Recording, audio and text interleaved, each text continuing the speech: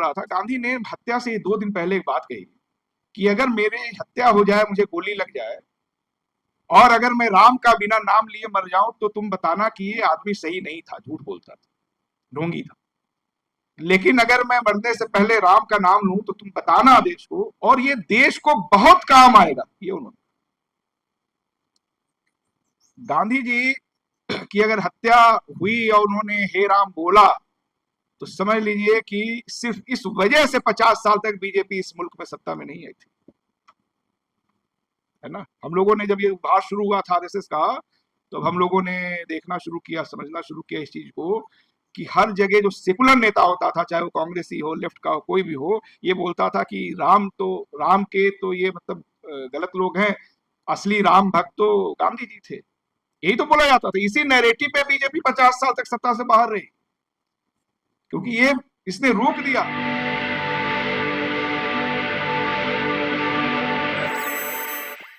अभी हम एक देश बनने की प्रक्रिया में हैं। ये बात अंबेडकर जी ने भी कॉन्स्टिट्यूएंट असेंबली के डिबेट में कहा था कि भारत एक नेशन स्टेट तो अभी बन रहा है, लेकिन एक देश बनने की प्रक्रिया में है। और बहुत दिनों तक हमने देखा है कि अभी हम देश नहीं है। कई बार ऐसा लगता है जैसे आधा गांव एक उपन्यास है राही मासूम रजा का, और वो गाजीपुर, एक जो जिला है हमारे जिले बलिया से सटा हुआ, वहां एक गंगौली गांव है, वहां की कहानी है बंटवारे को लेकर। उसमें गांव के जो हिंदू लोग हैं वो वहां के मुसलमानों से कह रहे हैं कि जहां आप सुरक्षित रह सकते हैं वहां आपको चले जाना चाहिए, और वो उनको समझा रहे हैं कि आप जहां सुरक्षित हो, यानी पाकिस्तान में सुरक्षित हो तो आप पाकिस्तान चले जाइए। लेकिन उनको ये नहीं मालूम है कि पाकिस्तान बलिया की तरफ बढ़ते पे पड़ेगा या आजमगढ़ की तरफ, बीच में गाजीपुर। उनको मालूम नहीं है कि पाकिस्तान कहाँ है। लेकिन लोग इस बात को लेकर चिंतित हैं कि हमारे पड़ोसी हैं, इनको सलामत रहना चाहिए। एक उपन्यास है रेणु का मैला आंचल, पढ़ा होगा आप लोगों ने। उसमें एक कैरेक्टर है जो गांधी जी की पार्टी का सदस्य है, उनका नाम है बावन दास। बावन दास दिल्ली आते हैं रैली में, स्वराज वाला जो रैली हुआ है, सुराज कहा जाता है देशी भाषा में। और जब वो अपने गांव गए हैं तो उनको बहुत सारे लोगों ने घेर लिया है कि आप हमको सुराज दिखाइए, आप सुराज लाने गए थे, सुराज कैसा आप दिखा नहीं रहे। उनको लग रहा था कि सुराज को ये सामान है जो मिल गया है। बहुत पहले की बात नहीं है, 10-15 साल पहले इंडियन एक्सप्रेस में हमारे साथी राजीव भाई, हम लोग साथ इलाहाबाद में रहते थे, लखनऊ में, इंडियन एक्सप्रेस में खबर हमने पढ़ी कि छत्तीसगढ़ की खबर थी, एक महिला को मालूम नहीं था कि अब इंदिरा गांधी जिंदा नहीं है। हमारे एक साथी हैं अनिल यादव, कांग्रेस पार्टी, वो बता रहे थे कि चुनाव प्रचार में गांव में गए और लोगों को बताया कि हम कांग्रेस पार्टी के हैं, प्रियंका गांधी इंदिरा गांधी की पोती है। तो उस महिला ने पूछा इंदिरा गांधी ठीक बाड़ी, तो ठीक है। तो इन्होंने बताया कि इंदिरा गांधी तो मर गई है। तो वो महिला रोने लगी, बता रहे थे। हम लोग जहां हैं वहां से थोड़ा पीछे जाके देखें तो क्या देश है, क्या प्रदेश है, बहुत जानकारी लोगों को नहीं, क्योंकि हम एक देश बनने की प्रक्रिया में। हम लोगों ने एक ऑर्गेनाइजेशन बनाया था रिहाई मंच नाम से, जो आतंकवाद के नाम पे फंसाए गए लोगों को छुड़ाने का काम करता था। कश्मीर के एक आदमी को फंसाया गया था, उनके चाचा या पिताजी आए लखनऊ, उनको लगता, वो बार बार यही कह रहे थे कि तो पंजाब है। तो देश अभी बनने की प्रक्रिया में है। कभी उसकी गति बहुत अच्छी हो जाती है तो हमको लगता है कि हम सही दिशा में जा रहे हैं, फिर कुछ लोग बीच में आते हैं, उस पूरे चक्र के पहिए को पीछे लेके चले जाते हैं, तो लगता है कि हम लोग पीछे चले गए। तो मैं तो कभी भी इस बात को नहीं मानता हूं कि हम देश है। हम एक देश बनने की प्रक्रिया में चल रहे हैं, ये निरंतर चलेगा। अच्छा, जरूरी क्या है कि हम देश ही बने? देश एक कंस्ट्रक्शन ही तो है, कंस्ट्रक्ट ही तो है, जो अक्सर कह रहे थे।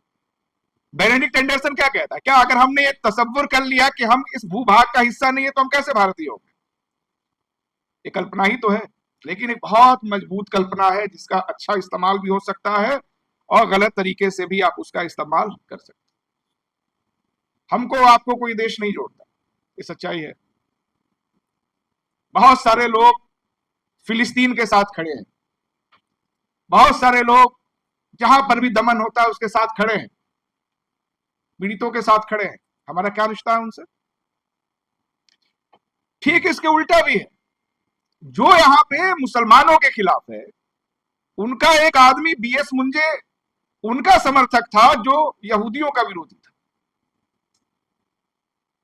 और वही यहूदियों के पीड़ित लोग जब इजराइल में जाकर के बसे, तो जो हिटलर के समर्थक थे अब वो यहूदियों के समर्थक हो गए, क्योंकि वहां मुसलमानों को पीट रहे। वो उनके साथ खड़े हैं जो दमन कर रहा है, चाहे वो कोई भी हो।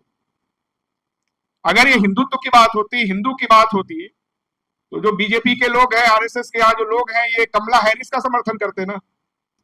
वो जो क्या नाम है उसका, ट्रम्प, उसके साथ कैसे खड़े हो जाए। तो हमको आपको जो जोड़ रहा है वो नजरिया जोड़ रहा है कि आप पीड़ित के साथ हैं या उत्पीड़न करने वालों के साथ है। इसमें देश बहुत बड़ी सीमा नहीं है। और इसीलिए गांधी से जब पूछा गया कि भारत आजाद करके क्या करेगा, तो उन्होंने कहा भारत आजाद होने के बाद दूसरों की आजादी की लड़ाई लड़ेगा।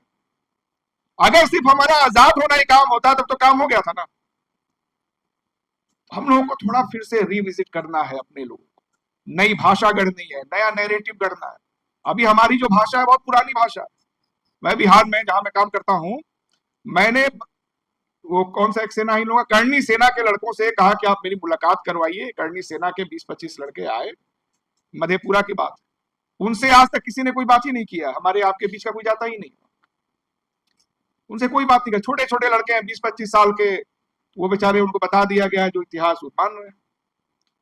सहरसा में एक जगह मैंने ब्राह्मण लोगों का सम्मेलन किया, करा कोई आता ही नहीं। मान लिया गया है कि हम लोग बीजेपी वाले, और यही बीजेपी को फायदा हो जाता है जब मान लेते हैं कि तो बीजेपी वाला है, इसके हाथ तो कोई जाएगा ही।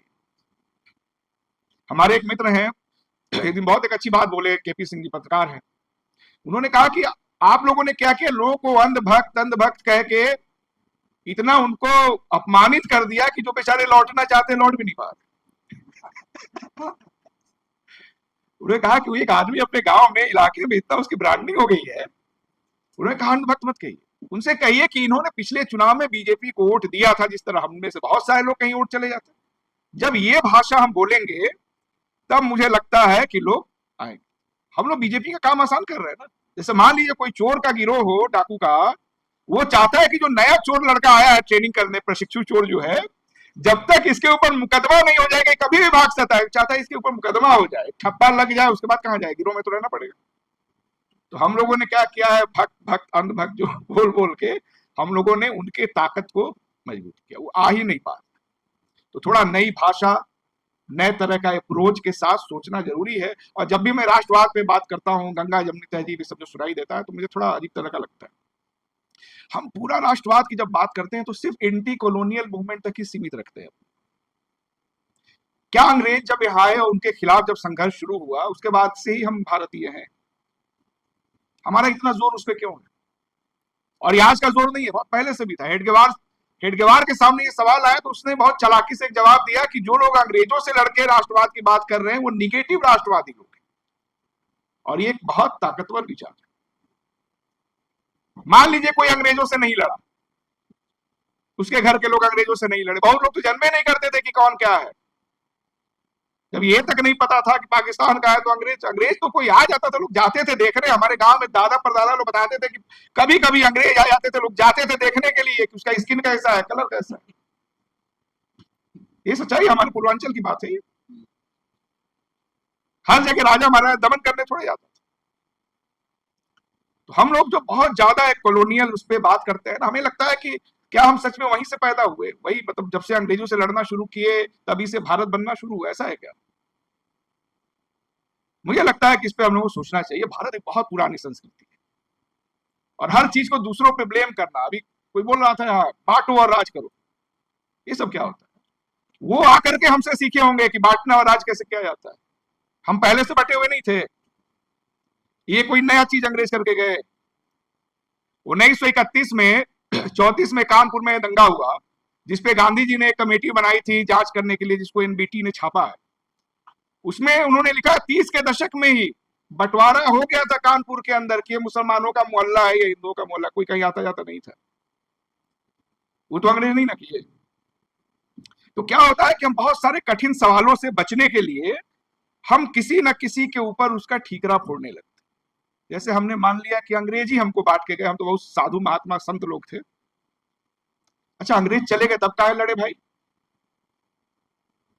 इस सवाल पे तो आप बात ज्यादा नहीं होती है। तो हम लोग को भी अपने अंदर जो चालाकी, जो श्रूडनेस है, इसको थोड़ा किनारे रख के हम लोगों को फिर से बात करना पड़ेगा। गांधी पे किताब में भी पढ़ रहा था, हमारे एक मित्र हैं पुष्य मित्र जी, गांधी का 47, उसको पढ़ना चाहिए। पिछली बार भी एक जगह में शायद इस पर बातचीत हम लोग किए थे। वो कह रहे हैं कि 47 के घोषणा के बाद गांधी का अंतिम जो 6 महीना था, उसमें उनको समझ में आ गया था कि ये तो बहुत हिंसक लोग हैं, ये हमारे साथ तभी तक थे जब तक इनको लगा कि अंग्रेज चले जाएंगे, हमको सत्ता मिल जाएगी। उसके बाद जो गांधी की लड़ाई थी, चाहे वो नोआखली की हो, पटना की हो, कलकत्ता की हो और फिर दिल्ली की हो, इस लड़ाई में वो अकेले थे। उनके साथ ना उनकी पार्टी खड़ी थी, ना संगठन खड़ा था, ना नेता खड़े थे, ना जो लोग उनको महात्मा बोलते थे वो खड़े थे। लेकिन हम लोगों ने क्या किया कि गांधी को सिर्फ 47 तक ही माना कि हाँ 47 में गांधी, भारत आजाद हो गया, गांधी का रोल खत्म हो गया, इतने पे हम लोगों ने चीजों को वहां रोक। तो देश किसी कॉन्स्टिट्यूशन कितना भी अच्छा बना लें, चलेगा तब जब आपकी इच्छा अच्छी होगी, और वो इच्छाएं, वो सद्भावनाएं किसी लिखा पढ़ी से नहीं आती। एक दूसरे के साथ खड़ा होना, और ये बहुत, सर ने बहुत अच्छी बात की, हम बहुत सेक्टेरियन होकर के सेकुलर लोगों की बात करें, उनके पास लिमिटेड शब्द है। लेफ्ट के पास बात करें, उनके पास एक लिमिटेड शब्दावली है। फासिज्म, फासिज्म, हिटलर से तुलना, भाई हिटलर तो फर्स्ट वर्ल्ड वार के बाद जर्मनी तबाह हो गया तब हिटलर ना आया, आर्थिक वजह थी। मनमोहन सिंह तो बहुत अच्छा इकोनॉमी छोड़ के गए, तब ये कैसे आ गए? तब ये भैया हिटलर वाली थ्योरी तो यहाँ नहीं चल पाएगी। तो हम लोग ज्यादा से ज्यादा नए तरीके से सोचना शुरू करें, और बीजेपी नया नया सोच रही है। अभी आप अर्बन नक्सल पे थे, तब तक नया शब्द ला दिया ना, हर हफ्ते शब्द बदल दे रहा है, और हमारे पास कितनी पुरानी आदिम भाषा है हमारे पास। हम सोच रहे हैं कि हम जो है उनके इन इजाद को हम पुरानी भाषा से लड़ लेंगे, ऐसा नहीं होने का। देश समन्वय से ही बनता है, एक दूसरे के साथ खड़ा हुआ जाए। एक अंत में, एक मैं सिर्फ जानकारी के लिए भी मैं जगह जगह उसको चाहता हूं कि बात करें लोग। गांधी की जो 7 शर्तें थी, गांधी जब यहाँ अनशन पे बैठे थे दिल्ली में 13 से 18 के बीच, जनवरी जो उनका आखिरी अनशन था, उसकी 7 शर्तें मुझे लगता है कि हम लोगों को ज्यादा से ज्यादा उस पर सोचना चाहिए, क्योंकि जो भी मौजूदा भारत है उस अनशन का ही प्रोडक्ट है। और बहुत उसको बताऊंगा, मेरा मानना है कि हम लोगों ने हिंदू धर्म को सही से एड्रेस नहीं किया, या उनके मिथकों को, इसका भी फायदा बीजेपी को हुआ। जैसे मेरा मानना है, अभी मैं गांधी की उनकी साथ जो रहती थी, उनकी जो पोती थी मनुबेन गांधी, था गांधी ने हत्या से 2 दिन पहले एक बात कही कि अगर मेरे हत्या हो जाए, मुझे गोली लग जाए, और अगर मैं राम का बिना नाम लिए मर जाऊं, तो तुम बताना कि ये आदमी सही नहीं था, झूठ बोलता था, ढोंगी था। लेकिन अगर मैं मरने से पहले राम का नाम लूं, तो तुम बताना देश को, और ये देश को बहुत काम आएगा। ये उन्होंने, गांधी जी की अगर हत्या हुई और उन्होंने हे राम बोला, तो समझ लीजिए कि सिर्फ इस वजह से 50 साल तक बीजेपी इस मुल्क में सत्ता में नहीं आई थी, है ना। हम लोगों ने जब ये उभार शुरू हुआ था आरएसएस का, तो हम लोगों ने देखना शुरू किया, समझना शुरू किया इस चीज को, कि हर जगह जो सेकुलर नेता होता था, चाहे वो कांग्रेसी हो, लेफ्ट का हो, कोई भी हो, ये बोलता था कि राम के तो ये मतलब गलत लोग हैं, असली राम भक्त तो गांधी जी थे। यही तो बोला जाता था। इसी नैरेटिव पे बीजेपी 50 साल तक सत्ता से बाहर रही, क्योंकि ये इसने रोक दिया इस देश को। आप कह सकते हैं कि बीजेपी के टायरनी से राम ने बचाया था अगले 50 साल के। नहीं तो ये विचार तो उस समय भी था। गांधी जी हत्या के, फांसी के खिलाफ थे। गांधी जी के बेटे ने नाथूराम गोडसे के फांसी के खिलाफ एक कैंपेन चलाया, चिट्ठियां उसने तमाम जगह उन्होंने लिखी, सरदार पटेल को, नेहरू को, सबको, और बार बार ये कह रहे थे कि फांसी देने से ये विचार नहीं खत्म होगा, ये बहुत अंदर तक है। ये लड़ाई कोई नई चीज नहीं है, ये बहुत लंबे समय से चल रही है। हम लोग को थोड़ा नई भाषा, नए तरीके से सोचने की शुरुआत करनी चाहिए। और अंत में मैं जरूर कहूंगा कि जो 7 शर्तें हैं उसको पढ़नी चाहिए। गांधी जी जब अनशन पे बैठे, तो उनकी जो पहली शर्त थी तोड़ने की, वो ये थी कि जो मेहरौली में एक बख्तियार काकी का जो मजार है, वहां जो आने वाले दिनों में उर्स होना है, वो सही से हो, हिंसा ना हो, और इसकी गारंटी वहां के सिख और हिंदू समाज के लोग। ये पहली उनकी शर्त थी। दूसरी शर्त उनकी ये थी कि जो मुस्लिम इलाके हैं दूसरी शर्त ये थी कि दिल्ली की जो 117 मस्जिदें हैं जिनको जबरदस्ती मंदिर बना लिया गया या गुरुद्वारा बना लिया गया, जिस पे कब्जा किया गया, इनको वापस लौटाने की जिम्मेदारी यहाँ के हिंदू और सिख ले। तीसरा था कि जो करोल बाग, सब्जी मंडी और पहाड़गंज है, वहां मुसलमान आसानी से, आजादी से आ जा सके, कोई जान का खतरा न हो। ठीक है, आज बहुत सारे लोग आते हैं, कल ही कुछ मुसलमान लोग हमसे मिले थे, मैंने पूछा कहाँ रुके, बताया वहीं रुके, बताया कि याद रखना गांधी की वजह से रुके हो। ठीक है, दिल्ली में रेलों में मुसलमानों का के साथ हिंसा ना हुई, तो आज भी हो रहा है। मुस्लिम व्यवसायियों का, दुकानदारों का बहिष्कार न किया जाए। गांधी इस मुद्दे को लेकर अनशन पे बैठे हैं, कब? 48 में। और घटनाएं हम रोज अखबार में आज पढ़ रहे हैं कि नहीं? तो ऐसा कुछ नहीं है कि आइडिया ऑफ इंडिया आज ही खतरे में था। ये आइडिया ऑफ इंडिया 47, 48 लगातार खतरे में था। ये लगातार एक संघर्ष है जो चलता रहा है, और कोई नई लड़ाई नहीं है। लड़ाई बहुत सारे हम लोगों से पहले भी लोगों ने लड़ा है, कुछ उनसे सीखना है, कुछ जो नई पीढ़ी आ रही है, कॉकरोच लोग, जेनजी लोग, उनसे सीखना, और निश्चित तौर पे ये लड़ाई हम लोग जीतेंगे। धन्यवाद।